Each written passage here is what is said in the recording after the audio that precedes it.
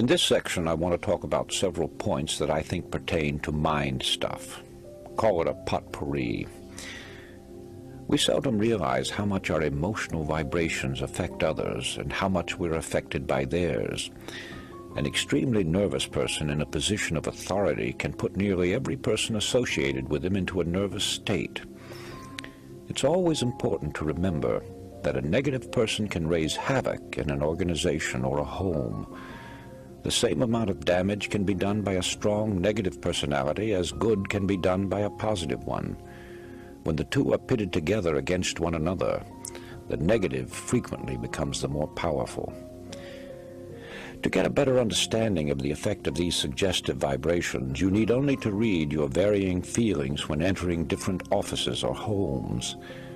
The atmosphere, which is the creation of the people living there, can be instantly detected as being upsetting, disturbing, tranquil, or harmonious.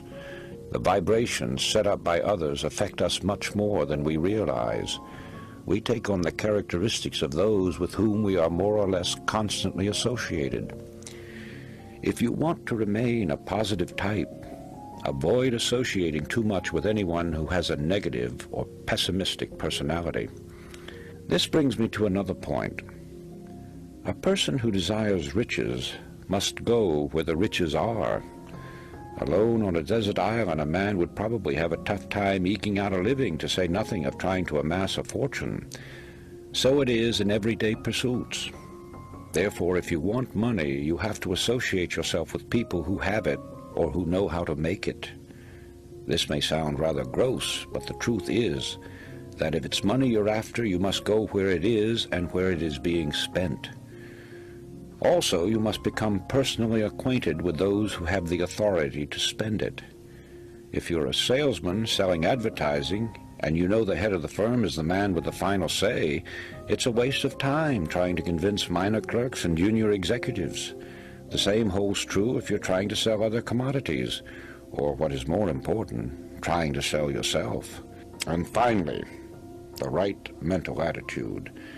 Being properly attired, keeping your eyes straight ahead and fixed on your goal, throwing around you the proper aura, which is done by an act of your imagination or an extension of your personal magnetism, will work wonders.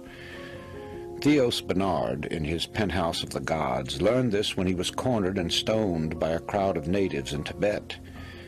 In his book, he says his first reaction was to fight, but the thought was immediately dismissed when he recalled that he had been taught to assume and maintain his aura.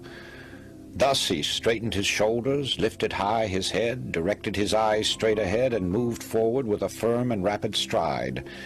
Not only did the crowd give way, but others came forward and made a path for him. When man fully comprehends the great power of his mind and earnestly puts it to work, he will have dominion over this earth and everything on it.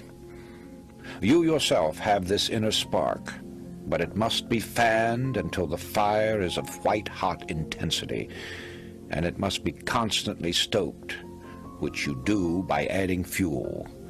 Ideas, ideas, more ideas, and action.